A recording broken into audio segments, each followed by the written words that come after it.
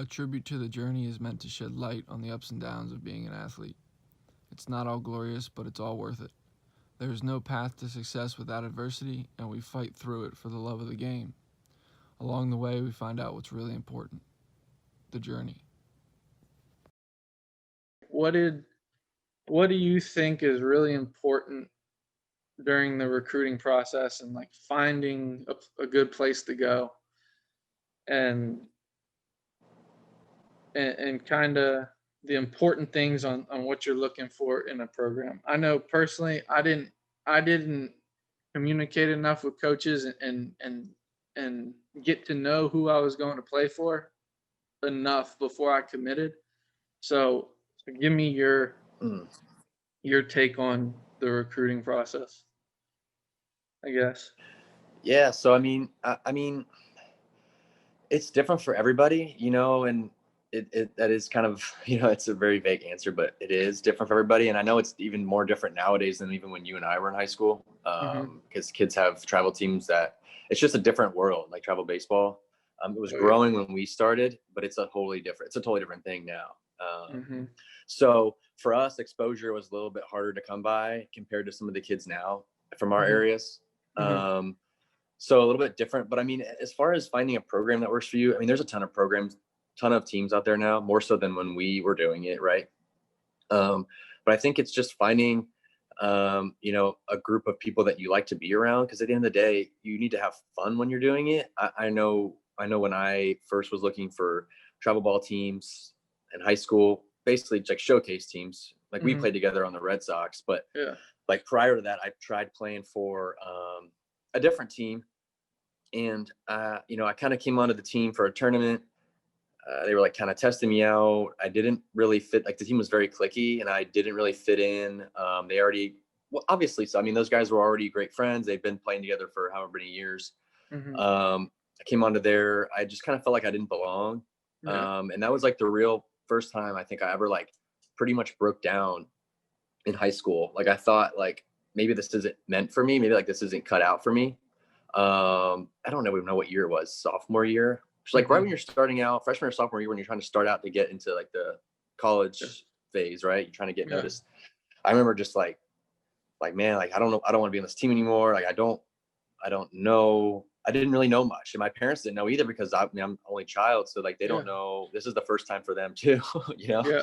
So, but eventually, I don't know how I wound up on the Red Sox, but that was just such a better feel. Like the whole team environment was better. I think everyone was pretty much, it was a brand new team, right? So everyone was in the same Yeah. spot. I think there was a couple of guys that had been playing for them before, but for the Yeah. most But part, I think it still wasn't fresh, clicky at right? all. Yeah. Yeah. So like there, it just, and like you talked about earlier before we got on this call, was just like, if you can find a place where you feel excited to be there, you feel like you're a part of something, you're going to end up playing better. Like you realize that it is all mental, like you say. Yeah. Obviously you have to have a skill set, but mentality is a big part of it. And we just were a close group of guys, and we just happened to be on a team that played in tournaments, and everyone plays in the same tournaments now. So I don't know if it really, obviously there's certain teams that are going to get more looks than others just based off of their history and stuff. But, Mm-hmm. if you're going to these same locations to play against other teams that are really good teams too, that's the opportunity for you to play well too. I know we had a guy on our team, Pete, remember he pitched Oh yeah. against like the best team in the tournament, and Yeah. I was his roommate. That night he got calls from 5 or 6 Division I coaches, and we were sitting there like going crazy. Yeah. And it just, sometimes it's just timing. Be at the right place at the right time for his sake. He's a very good pitcher, but Yeah. like that upped his game to the next level, right? Right. It just was a game changer for him, and he probably would have gotten looks regardless. Mm-hmm. But it is what it is. And as far as finding a right program, I mean, like I said, I think it's just, you have to test it out and see what works for you. Because what works Mm-hmm. for me might not work for you. Yeah. What might not work for somebody else. Right. Um, there's Mm-hmm. plenty of opportunity out there, and more so now that I think than when we were doing it. But Yeah. yeah, people have asked me that question before. And I don't know. Like, I don't really know. Like, when do you start? I think you also have to remember that you're still a kid and you're in high Yeah. school. So That's. like, there's other things than just travel baseball. Like, I Oh yeah. think I didn't play any other sports because I had some knee injuries growing in middle school and stuff, or I would have been playing basketball and soccer. I would have been 3-sport high school athlete, but I didn't because I just couldn't. Yeah. But I think that's a huge part too. It's so overlooked nowadays.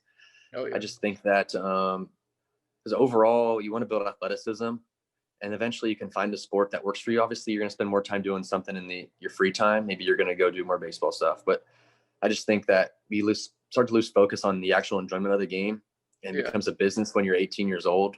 Yeah. When it shouldn't be, unless obviously you're getting drafted that year, right? For most people, you're still enjoying. It's a game. Hopefully, you have a chance to play in college, and at that point, you're still having fun. And in college is one of the best times of your life. Oh, so it's like, so there's a lot more to it. Obviously, you have to be focused, but I just think people make it so serious now. Like everything's so serious. At the end of the day, it's just baseball, and you got to find a place that works for you, and just. Like I said, it's just, you got to find that right fit, and it's tough. I'm sure it is tough. There's so many different options. Like, how do I know where I'm supposed to send my kid, or where am I supposed to go play? Yeah. Maybe, and I don't really have an answer for that. I mean, what's your thought on that? I mean, I agree with you. It's find out where you fit in, find a group of guys that you like to play with, and you got a coach that is about having fun, being athletic, and playing the game and respecting the game. Like we played for Shives, and that man is stone cold respect the game. Like that's it. Yeah. I remember the one time he yelled at, you remember the big catcher? He threw his helmet the one time, and this kid's about to get drafted in the 5th round, and Shive's like, get the hell out of here. You don't disrespect the game. Like, so that, and then I had another old time coach that was all about that. So it's, for me, it's a group of guys that you like being around, a coach that is about respecting the game. And to me, that is fun. Yeah. No, I think you need to have a good balance, because like you can have all the fun you want, but at the same time, you don't want to be wasting your time. So like for Shives' sake, it's like, we had fun, but he was serious. Like we weren't there to mess around. We were there to win and play good baseball. And there's going to be, you got to have some guidelines there, right? You can't just go out there and, I'm going to have fun today. Well, you have fun, but we're going to get the job done, and we're going to work hard, and we're going to go out there and play some good baseball, not just play baseball. We're going to play good baseball. So there's a difference there. It is all about having fun. Everyone wants to have fun and all the time, and no one wants to work hard. But at the end of the day, like you said earlier, working hard can be fun if you're doing it right. Right. It's that was I went down to his barn and caught bullpens for the whole way through college, because I just liked being around him. And it was hard work to me, because when people call it hard work is just spending a lot of time doing something. I enjoyed the time that it took to, hey, let's go take 150 swings and talk about hitting while we're doing it. When this guy's bullpen, row 5, talk about it. Like just learn about baseball while you're practicing. Yeah. And to me, that was fun. Like being in the weight room with guys you liked and jamming out to music, that stuff was fun. So like that's the fun part to me. But it's now the one thing you said about timing is huge. I remember, like, if you could miss a scholarship by 3 minutes of a coach. We got those complexes, and they got the center thing. The guy turns his head for 2 seconds, and you hit a bomb. He doesn't see it. But okay, if he did see it, you might get an offer. Like, that's one thing that's really overlooked. Like, I got a lot of questions from kids' parents about, like, what do we do with this process? Like, you have to make it about baseball, and it'll find its way for you. Yeah. Like, if you play the game because you love it, somebody will go, hey, I want that on my team, and then go through it. But Yeah, I think, I think going along what you said about timing, it's just like kind of anything else in life, and you can control it to some degree, time, you can't completely on that end, but the more that you do it, so like to say, the more that you put yourself out there and there's different opportunities to have a look. Now, obviously some people have more access to it than others. I get it. But like the more chances you give yourself to be seen, it's just like anything else. So, but at the end of the day, it is tough, but you don't want to look back and say, oh, maybe I should have went there. I should have done this. Try to do as many things as you can. Obviously there's a cost to that though, so yeah. Going off of that, I know the one thing I didn't go to area code games tryout because I had a really bad tournament one weekend, and I was like, I'm gonna go there and I'm not gonna play well, so why go? And that was a completely wrong mentality. Yep. Because I was focused more on how I'm gonna look in front of coaches rather than I like to play baseball, so I'm gonna go play baseball. Yeah. So, but that's tough when you're that's tough. It's not easy. When everybody's talking about, oh, where you go to school, who you gonna play for? It's you are a kid until 20. I kind of started to think for myself when I was 20. When I moved to South Carolina, that's when I really started to think for myself. But past that, I didn't know what I was doing. Yeah. Just following everybody's advice. Yeah. So, all right, let's go into college.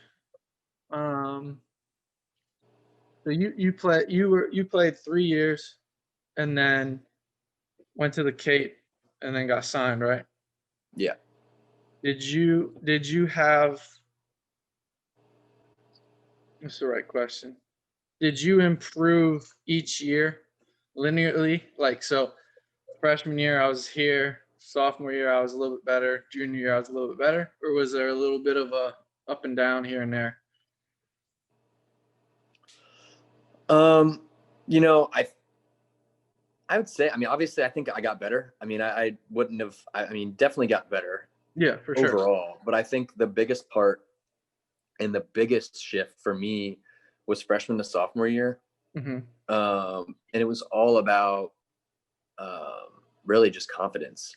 So, and that was the biggest jump. Like physically, yes, you're going to get better as you continue to practice and learn the game. And but mentally, coming in freshman year, speaking of learning the game, I didn't really know the game of baseball that well. Like I situational stuff, we never did that stuff in my high school. And travel ball, it's kind of, we don't have time to do all that type of practicing. So we didn't really focus on it. It was just kind of show and go. Right. So when I got to college, I was a bit overwhelmed. Right. So I was, well, you got to do this.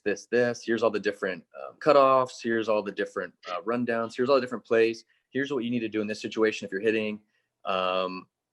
Here's what we're going to do fundamentally on defense. I was just used to just playing, like playing baseball, right? Right. And, I think nowadays kids are much more prepared for that first year because they're doing a lot of stuff and the training's elevated a lot more when you're in high school. Yeah. Which is huge for those guys because you pretty much come in college ready. And a lot of kids did. And I was ready for college. Don't get me wrong. But I think that was the biggest wake up call for me. It was a lot. It was a little bit overwhelming, but it is a new environment too. But I think that was the biggest jump. Freshman to sophomore year. Freshman year, I started. I didn't play every single game, but pretty much all of them. Defensively, I did have some struggles, but that's because I was all in my head. I was kind of psyched out a little bit in certain times, and it got to my head, and it was a struggle at times. But offensively, I did well, but it was up and down. Yeah. I started off really hot, and then struggled for a while, and then kind of picked it up at the end in the conference tournament. So a lot of ups and downs. Not used to playing that many games, especially while you're in school and you're traveling. There's a lot to balance as a freshman in college. Like there is a lot that no one can really prepare you for until you're right. in it. Yeah, you got class, you got travel. You can't replicate the travel that you have to go through. No, and I'd always been a good student. Yeah. Like I think I just got off a 4.0 in the fall, right? And then I go into spring, and I struggled. I was taking classes that I Yeah, I had pretty much, if I was missing lecture, I mean, it was tough. I mean, there was Oh, yeah. physics, there was Calc 2, there was labs I was missing. Like there was so much stuff that I couldn't keep up with. And that hurt. That played some effect on probably my play at times too. I think there was just a lot, right? It's a lot to handle. It's a lot to balance. But I think after you go through that the first time, that's why I said, but sophomore year, that was probably the biggest jump for me, you know? You get a little bit comfortable with it, and Yeah. you know I played a different position. what Yeah. to expect. Did you play? Yeah, You played second base your freshman year, right? Mostly. Right. And then Played second base. Did you go to third in your sophomore or junior year? Sophomore year, played third base. Because we still had Be My Own Machine at short. That's and such a cool name. He's in the big leagues now. Yeah, Yeah. he's in the big leagues now. So That's a big league I guess name. he was playing shortstop for the right reasons on our team. But no, but he was also my roommate too, like from freshman year on the road. Yeah. He was my roommate. And that helped me a lot too. You know, being around a guy who was at that time a junior. I thought he was supposed to get drafted to junior year. So I was, supposed to play shortstop the next year, but being around him for 2 whole years was probably, I mean, that was a big difference maker for me, I think, you know. You just around a guy who's comfortable, knows what he's doing. He's always seems to be doing the right thing. Like he's just a full on professional. So, you know, being just pretty much following him around for 2 years on the road and stuff. I mean, you learn a lot of things quickly without him even really having to tell you much, you know? Right. So, but I think that's the biggest jump. I mean, obviously going into junior year, now you're an upperclassman, your confidence is higher. You've been on the team for 2 years. So now you have freshmen and junior college guys that are looking up to you. So now you're more of a leader on the team. Yeah. So different role, but, you know, I remember going from my sophomore year summer after we went to super regionals. We had a really good, I mean, we had an okay year, but we finished out so hot. It was unbelievable. And I had a very good year bouncing back from freshman year, and went to summer ball that summer. And I had some knee issues during the year. I was supposed to get my knee scoped out. Struggled in summer ball. I think I was just ready for the year to be over. It was a long year because we played so many games. Oh yeah. And, that was the year y'all went to Dallas Baptist, right? Yep. Yeah, I remember watching and then so after then with summer ball, then I was supposed to get knee surgery. Went to the doctor. He's like, actually, we're just not going to do it. There's no need to. So I was like, okay. So I went back to campus and just trained and worked out for the rest of the summer. Yeah. And then junior year came, and junior year was a big year, right? A lot of expectations for me and a couple other guys. So there was a little bit of pressure there to start the year off, I'd say. But overall, you know, it's just one of those. Baseball is a funny game, man. It can be very streaky, and the best players in the world are the ones who eliminate those streaks, or at least not going to eliminate them altogether, but eliminate how long they last. Yeah. So, you know, for me, I was at times I was kind of streaky. Like I'd start seasons off slow, or I'd start hot, then I go through a phase for a while.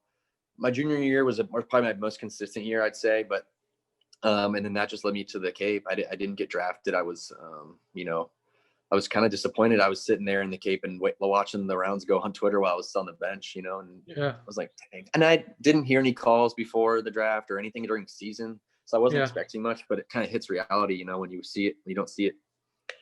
But fortunately, I was just, when you get in the zone, sometimes you're just in the zone. Yeah. And it happened to be the right time to be in the zone. Like, yeah, I don't remember ever hitting the ball as consistently as that in my life, other than maybe like some high school Legion ball, like where it's just everything hits your barrel. Like, it's just crazy, dude. And you talk about timing and just being in the right place at the right time. Oh, yeah. That was it. That was me for the Cape, dude. It was like, oh, you're going to be here for a week. Actually, a lot of our guys are still playing ball, so you're going to play outfield. Never played outfield. Really? So I didn't know that. Yeah. So they threw me in left field. They was like, "You ever play outfield?" No. All right. So they threw me in left, and the rest was kind of history. I just played outfield the whole time. So just crazy, dude. But going back to your original question, I kind of went on a rant there, but I would say biggest jump. I did. I mean, obviously get better, but I think the biggest for me was freshman year, but a lot of it had to do with just mental part of it. That was probably the biggest thing. Yeah. So that so you said you didn't get much, you weren't really expecting to get drafted? Like you didn't get did you talk to many organizations throughout your college career or no? So in the fall of my junior year, I spoke to 3 or 4 different teams, Mm-hmm. did some questionnaires. And I don't know if I had a couple meetings. But after that sophomore year, being in the super regionals, like it was like, man, we got full exposure. Our team got exposure, which, and I was surprised we just didn't get more looks than we did my junior year. But I didn't have any talks with anybody during the season. Nobody after the season, not until the Cape. So, that's just part of being obviously in a mid-major school is part of that. Your exposure is a lot lower. You're not playing the level of competition that some of the other teams are. Our best competition was really midweek games. Yeah. And really only chance for us to get that exposure is to win our conference and go to a regional. Yeah. So there's a lot on the line there, and it can be tough for a lot of guys in the lower tier programs.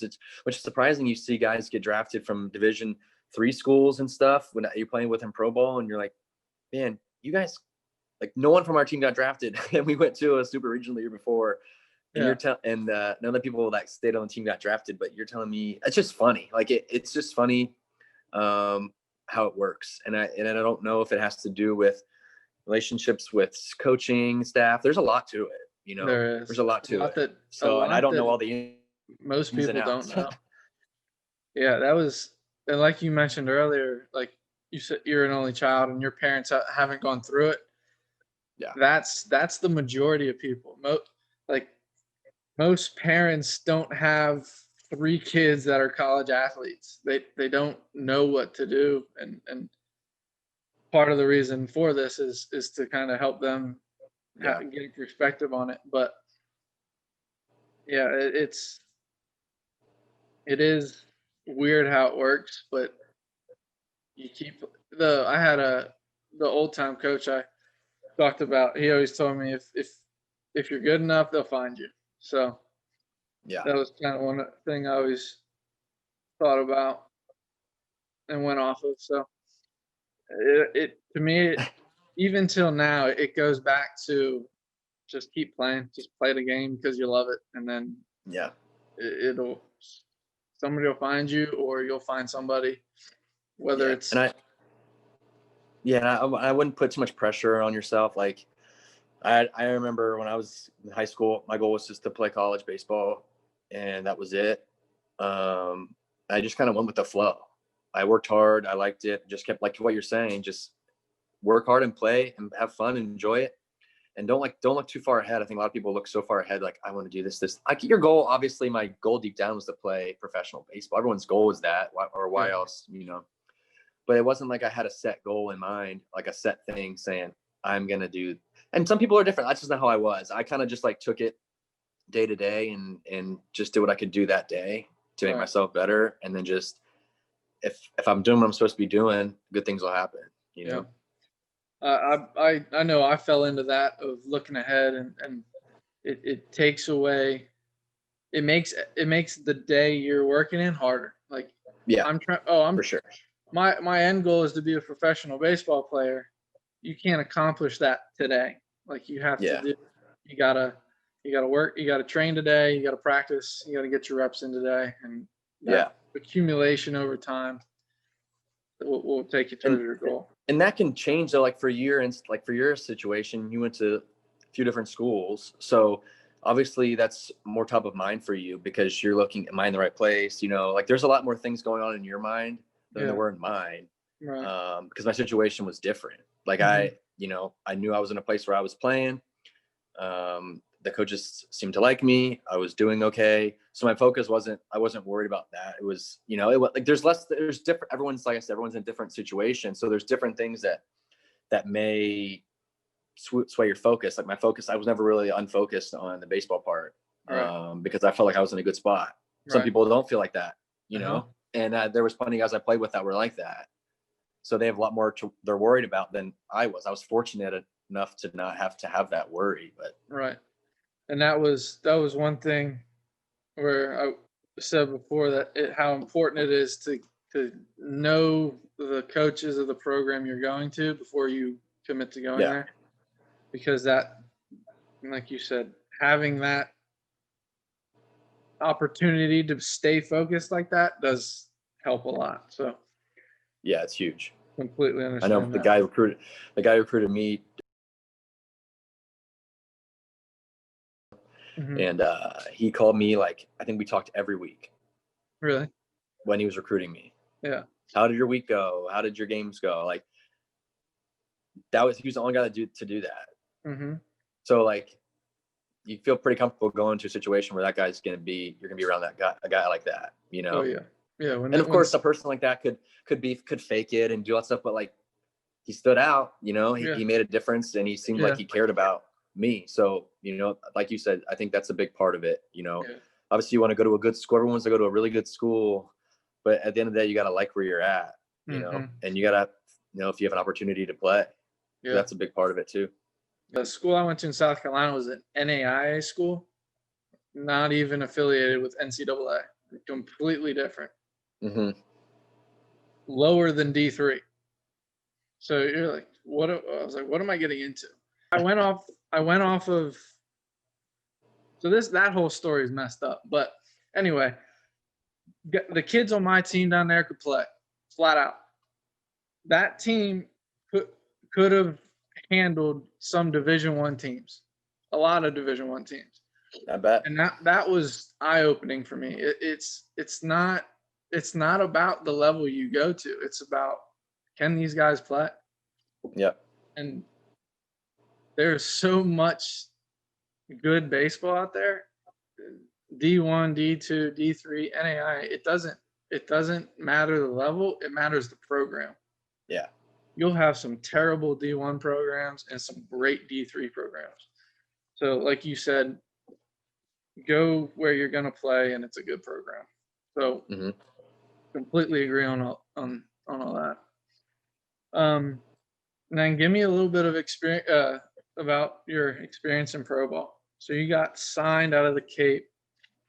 You said, I remember, I think I talked to you about this before. You got signed out of the Cape, went to pro ball, and then went to rookie ball, or you just had a really long season?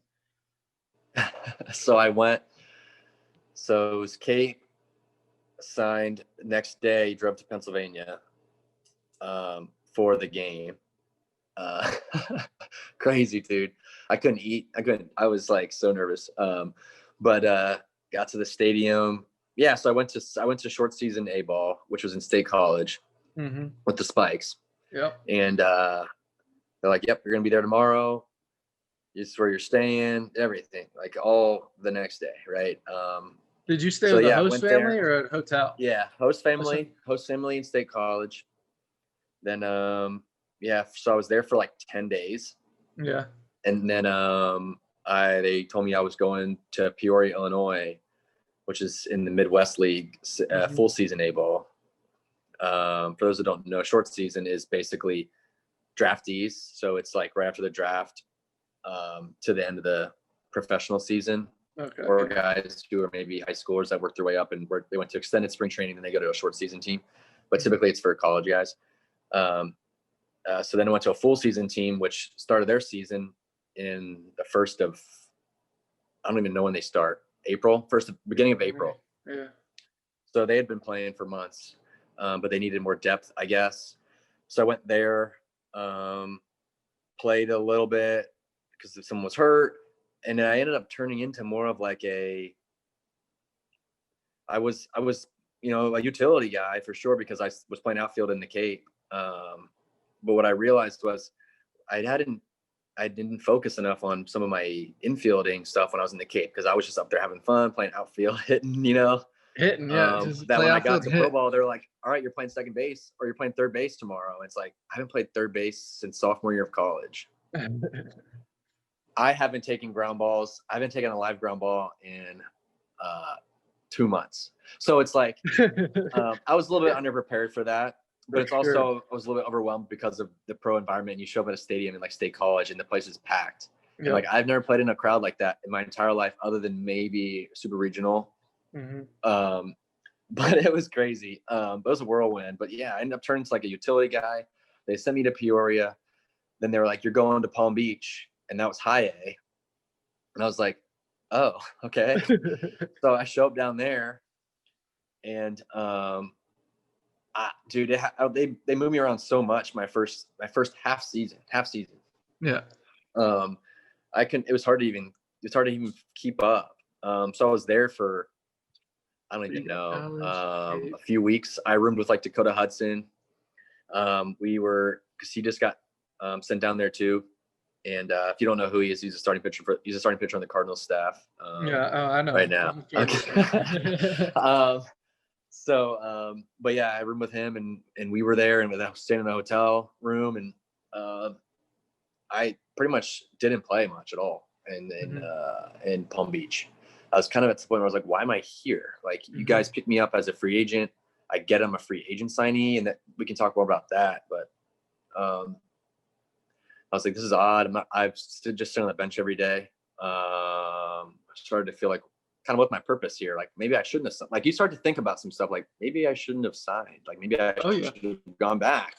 You know, it's like, what? This seems kind of like a waste of my time. Obviously, I got paid more than I would have my next year, which is good. But you know, that's give or take. There's a lot of things that can change, but so I didn't really play much there. Then they're like, all right, you're going back to Peoria. And I was like, okay.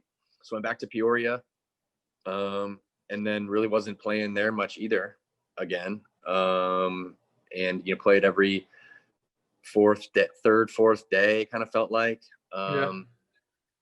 which was pretty consistent for my professional career, which that's just tough to get into any sort of rhythm at all. Oh yeah. I didn't play very well, but at the same time, when you don't know when you're going to be in the lineup, you're playing every fourth, fifth day. It's so tough to be ready. And I was supposed to be ready for 3 or 4 different positions. So it made it difficult, and it's not an excuse, but it definitely makes it more difficult. But it's reality. Like I know I've heard it a lot. I heard a lot of it from coaches in college. Oh, that's just an excuse. But if it's reality, then it's not an excuse. It's part of it. Like if one time, and I down in South Carolina, I played shortstop for 30 games. I hadn't played shortstop since, this is kind of relating to you. I didn't play shortstop because I didn't play my senior year of high school. I played shortstop in Legion my junior year of high school, and then my junior year of college, I was playing shortstop. Crazy. But that's what helps to be athletic. Again, it goes back to that. Yeah. So and I play with the streaky thing. I played great for 2-3 weeks, and then I was, the way our practices were ran, I didn't get that many ground balls, so I was really unprepared, and that really hit me mentally, and with my confidence. Yeah. Like I told the coach, I was like, hey, I haven't played this in so long. Like, I need a lot of reps to get comfortable. And like that, if I'm going to play this position, I want to be prepared. And I didn't get that. And that really, being prepared is so important for your mental state. So backing you up. Some guys need it more than others. Like some guys don't need to prepare. I play with plenty of guys that don't need to prepare, and they just show up to the field and they're just good at baseball, right? And they don't, they're just not thinking about it, so they don't need to. But like me, I think a lot. So, I think that's when I started to struggle in pro ball a little bit, and I wasn't playing that much. You're struggling, and it's just crazy to think that can happen after a month prior. I was, leading the Cape in home runs. I was like third in average, hitting. I couldn't miss a barrel. So it's just kind of insane. Just that's how much things can change very quickly in baseball. But it's all mental. Like, at the end of the day, it's like it's just because I'm in a different mental state, and I think that hurt me a little bit. But I was at the end of that pro season, I was pretty thankful that the season was finally over. I had played so many baseball games. I was ready for a break. You I was probably going back to you probably pushed a full MLB season, didn't you? 160 games, maybe even more. oh yeah, for sure. And that's like what they play. They play about 100, probably about 130. And because in minors, I don't think they play for 162, but they play about 130 something games, I think. So pretty long season. You know, when you get to pro ball too, you're like, man, I don't have to do school anymore. This is great, right? But you play every day. You have one off day a month, maybe. You're playing every day. In the Cape, I had an off day every week. It was great. But you get pro ball, you have one off day a month. You're on the bus. You know, you don't have school to get your brain away from baseball for a little bit. It's just baseball, all baseball. So if you're playing well, you're loving it. If you're playing poor, the mental part really starts to kick in. Like in college, you have a break because you play 4 days a week, but during the day you're in school. Then you go to practice. You're not really playing. Maybe you compete in practice, but you're not playing an actual game. Then you go the weekend. You go travel somewhere and you play a weekend. Then it resets the next week. Pro ball, it's like every day has got to reset. Yeah. So it's just a totally different mindset and totally different. And if you're mentally weak, it will chew you up and spit you out quickly. And I'm not saying I'm mentally weak, but it can it's But not, there's times it's a grind. It is a grind, you know. And I remember my first road trip, we were in State College. Then like the first weekend I was there, we played the night game, 7:00 at night, finished up around 10, 11. We didn't leave we were driving to Massachusetts, Lowell, Massachusetts. Oh, yeah. We left the complex at, I think 11 or 12. And we got to Lowell. We drove through the night, however many hours, and got to Lowell in the morning. So we had to sleep on the bus, drove to the hotel, trying to find a place. We played a game at 3:00 that day. Whoever scheduled that, needs to get fired. But that's when the reality stuff was like, this is pro ball. Like, this is it. And it was crazy, dude. I couldn't imagine being a starting pitcher. But yeah, it was a grind, but it was nice to have an off season and then reset and go back. But that first season was quick. I mean, it was a whirlwind for me. For sure. With all that going on, you went from college, summer ball to pro ball to 3 different levels of pro ball. Like, yeah, that takes some mental strength. But yeah, like you said, you don't say yourself as mentally weak. Like everybody has times where like there's a lot of shit going on, and you're not going to be able to handle it right away. Like it might take a couple days of you being foggy or down and to get yourself back right, and that's part of it. Yeah, you're not going to be motivated every day, but if you can dig it out of yourself to get the minimum out of what you got, then that's all you can ask for. You can't expect the TCU coach put out this graphic the one day, and it was an up and down swivel, and it was like, it said your best might look different every day. And I was like, man, I relate to that so much. Like, in college, if you got a test one day that you got to study real hard for, and you don't get any sleep, like that affects your practice that day or your game that day. Yeah. In pro ball, like you just said, you had a hell of a bus trip right before a game. There's no way you felt good physically riding on a bus and then not sleeping. So one thing that I learned, or that helped me in those situations, is, and I didn't learn this till late in my career, is it reverted back to practice when everybody was talking about you got to practice at game speed and fast, play fast. I was like, there's times in the game where I really need to slow down because I don't feel good. I'm trying to be quick because I don't feel good, but I never practice that way, so it's hard to slow down. And even though I would get in trouble for it sometimes, I would practice slower the older I got, because it allowed me to feel more things.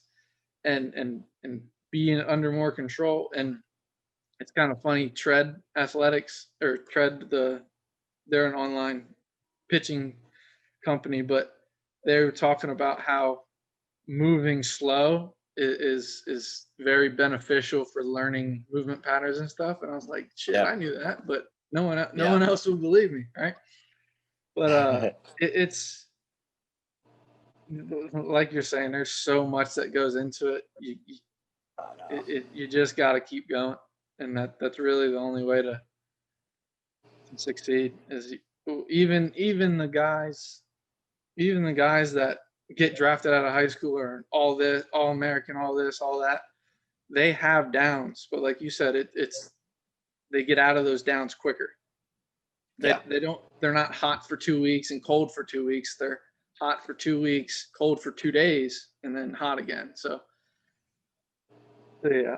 And then talk to me about that second season in pro ball. Did you play that full season, or did they release you midway through? I played that full season, so I Okay. was released the following year. Okay. So I played that full season. It was good. It was good because I had that, the whole fall to train, focus on it. It was nice. It was nice. I actually went to California to train with I had an agent at that time now, who really helped me when I signed. But yeah, so I trained with them, and then I went to spring training feeling good.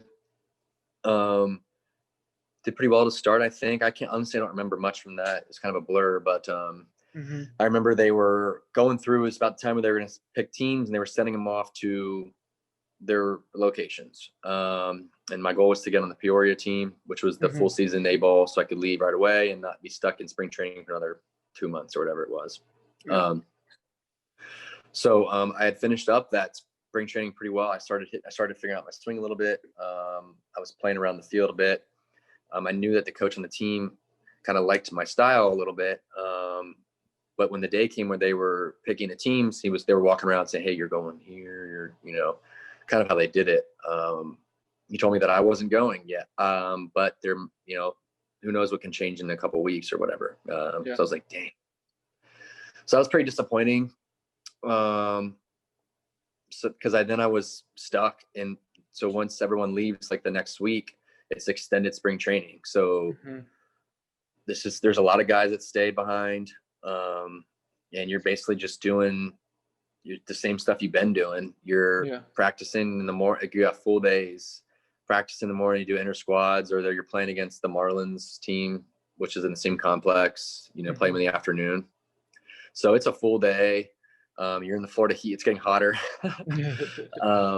And I was kind of disappointed. But I just kind of stuck with it and enjoyed it because I had some guys on there that I was with that I enjoyed being around too. So it was nice to at least have somebody to be with. And it was a few weeks in, maybe a few weeks in. I don't even remember how. It was pretty quick. They brought me in the office and said, "Hey, we're going to send you to Peoria." And I was like, heck yeah. So here's my chance. Here's now my chance to reset and forget about what happened last year.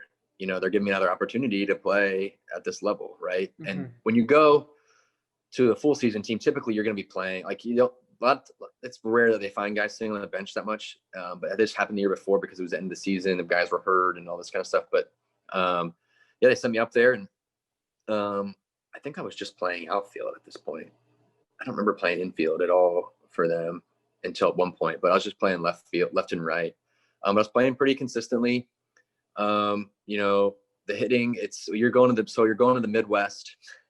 It's 40 degrees. It's beginning of April. It's misting every day. I swear the sun never came out. They have these big space heaters in the dugout that if you got your hand stung at bat, you got to go in the outfield and try to throw a baseball. There's times I couldn't feel my fingers. I never played in so much miserable weather in my life. So definitely didn't help that the pitchers probably loved. Even pitchers were probably tough, but the hitters were struggling. Everyone was kind of struggling a little bit, but my hitting I just couldn't. I was struggling. I kind of I'd have a couple good games and I'd have a 3 or 4 bad games. Have a couple good games, and it's like I could never get in a consistent rhythm. And then there was one weekend where I back-to-back days had a home run. It was like, holy cow. my average is back up now. I've just hit 2 homers. Maybe I'm back. We went home for a series, and I think I went on like a 4-game skid where I didn't have the whole home series where I didn't have a hit. Yeah. And that'll wear you down pretty quick, especially after the high that I had the week before. And after that, that's kind of when they sent me back. This was my chance I was playing third base now because our third baseman was sent down. I was like, this is my chance. They didn't send me down, they sent him. So I have a chance to play third now. Hitting okay. Like, this is it, and I was playing fine defensively. I just started struggling with the bat again. And they eventually sent me down and sent someone, because they had just signed a kid from the Braves, who they were sending right to that level. I think it was the Braves. And so they sent me down and put him on the team. So that was kind of a tough moment, because I had a feeling I probably wasn't going to get the chance to go back up there again. Right. So I basically went back to extended spring training for the rest of it, and then got sent to state college again. So I'm back in state college where I started, and that was tough, and I thought going into state college I was going to play every day, because I was playing every day in the spring training games on the team, playing second base a lot.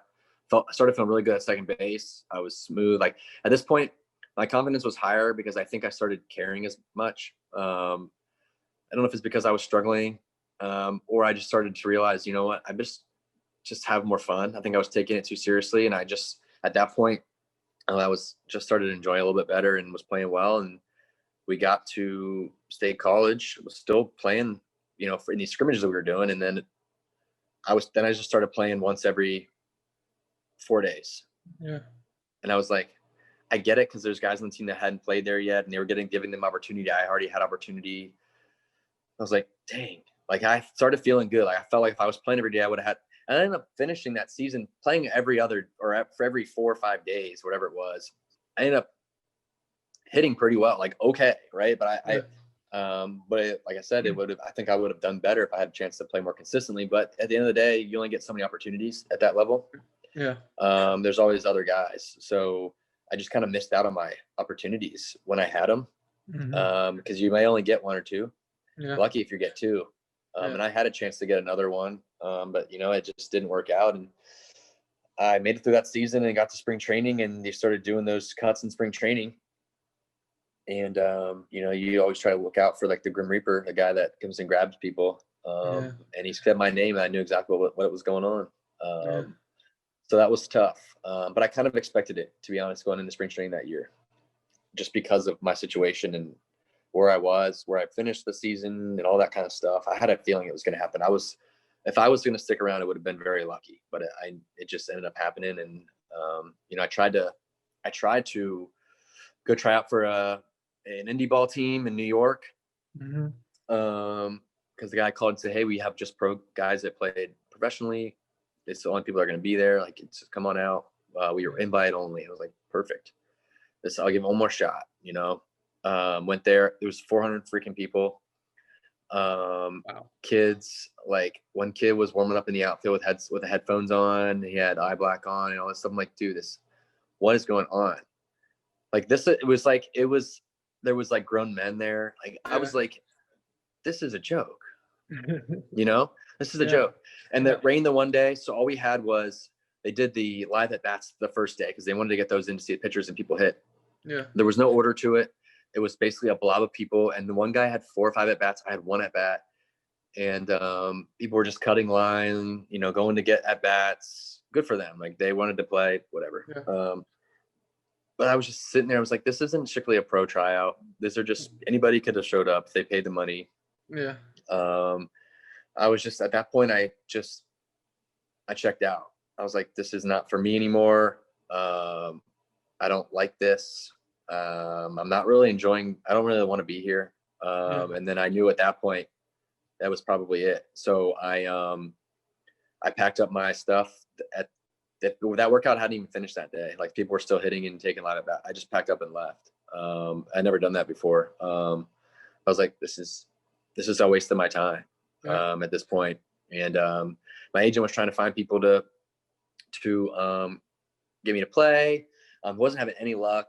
There was just so many people. Indie ball was started getting really competitive. There's a lot of really good players in indie ball that had got cut from organizations. Yeah. So I went back to, I was like, I'm gonna go back and finish school. So I applied for fall classes, a couple of them. Was living in Richmond, and I remember getting a call from my agent. Like, was it the fall? I don't even remember. I guess it was the fall at that point. No, it wasn't. No, it was summer classes. Sorry, I'm losing my mind. So it was summer classes. I took a couple summer classes. My agent called me and said, "Hey, there's a team that needs a whatever position," he said. And I was like, kind of like, dang. But I've already in summer classes, so I couldn't like go. I couldn't play. I was like, I'm already signed up for classes and all this stuff. And he's like, all right. But that was kind of the end of it. It kind of ended like that, Yeah. But I was okay with it where I was at. Obviously disappointed, but I think when I got to the point where I got up and left that tryout, I just kind of knew, like, I was okay with it at that point. Like, I think I was ready to do something else. I didn't know what that something else would be, because at that point my whole life had been baseball, and I always did well in school, but I never really had a focus on anything. And I remember sitting there when I got cut, and I was like, okay, what do I do now? Like, what am I supposed to do? Like, what? Fortunately, I did well in school, and school was good. So, but that's what makes that background in school that much more important for people, whether they use their degree for whatever they're going to do, or they have something else back as a backup plan. It's always good to have something, because when that day comes, it might take a little bit of time, but you gotta be able to pivot at some point. Right. So, but yeah, it was tough, but at the same time, like I said, it was, I was okay with it, and I've been fine since. But yeah, I mean, that's one thing that I knew. Like you just said, your whole life was baseball. I didn't know anything else. I got out of school and I knew nothing else. mm-hmm. Like I said, I did what every college baseball player does lessons and this and that. And I don't really remember how I got into it, but I think it had to do with my oldest brother got a job as a financial advisor. And he has his PhD in molecular biology and left that to become a financial advisor. And I was just sitting there thinking one day, I remember this, and I was like, this guy has the highest degree possible for a profession, and he doesn't work in that profession. I was like, that doesn't make any sense on how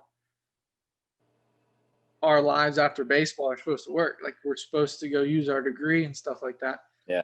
And that's really how I got into business and investing and all that stuff. Like, and that's kind of taken place of baseball for me, because it just gives me something to learn about and all that stuff. But that really is a very big part of athletes' careers and Christian Yelich actually put out some letter to his high school kids during all this virus stuff. He was like, whether your career ends today in high school or you go on to be a Hall of Famer, it's like there's an end to it, and you gotta get it. You gotta do something else with your life, and like that's okay. Like you should do that. You should find other interests, and really what I learned is, and I learned this during I had a year that I couldn't play because of transfer rules. I couldn't play, and like we said, I knew nothing other than baseball. So what am I going to do? They're not letting me on the field. They wouldn't even let me play the alumni game. And I was like, what am I going to do? Like, I have school and that's it. Like, what am I going to do?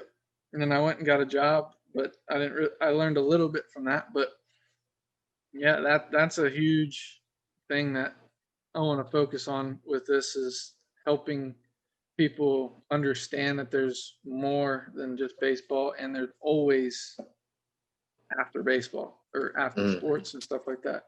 Yeah. And then also, if you get the luxury of signing $1 million contract or whatever money you do make playing this game, take care of that money. Like you put it where it's going to take care of you and Yeah. stuff like that. But yeah, the going back to the end of the pro ball career for you, it's I understand it. It's tough to see it kind of go away, and Yeah.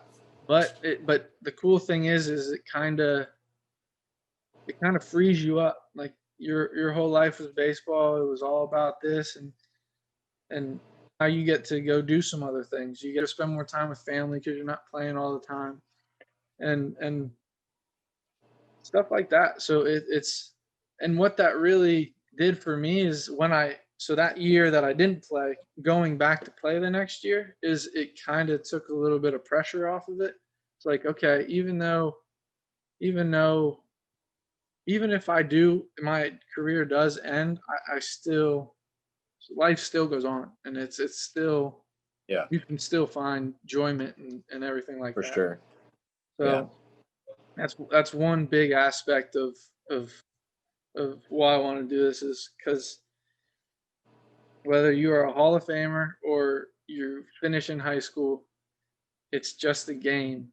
But even though it brings so much adversity and so much really hurt, like it crushes you sometimes. It really does give you so much.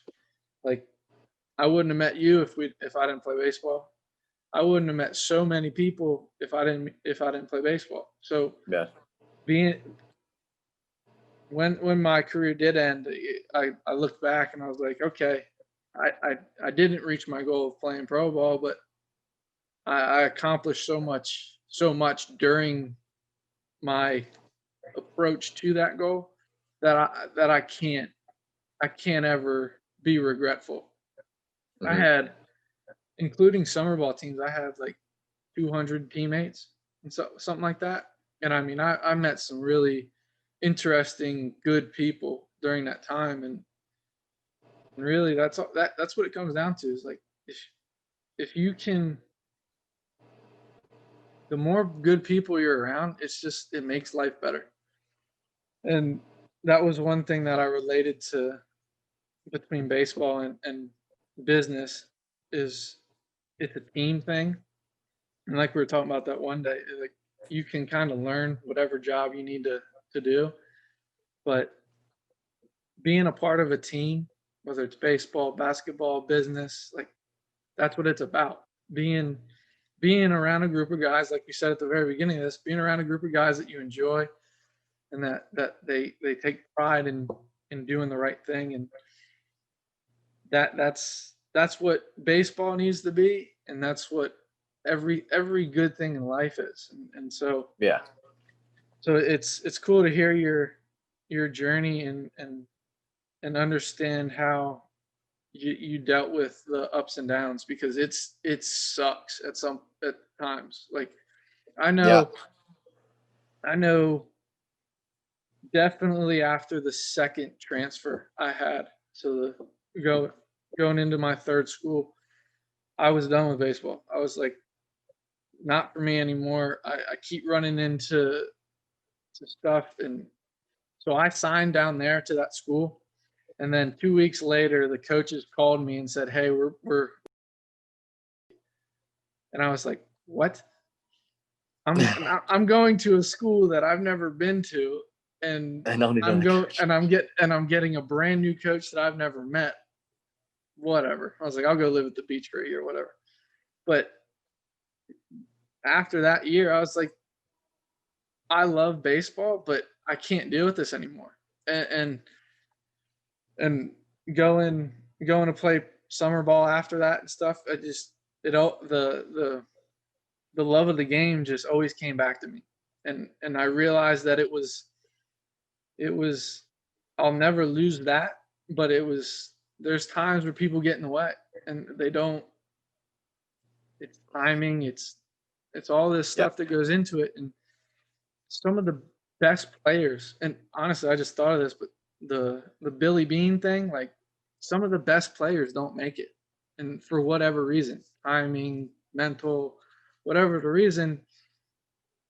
But you always, if you have the ability to look at the positives and all that, it really makes it enjoyable to look back on the careers you have and stuff like that, and the people you meet. So that's all I got. If you got No, that's you got good. anything No, else? that's good. No, I appreciate you bringing me on.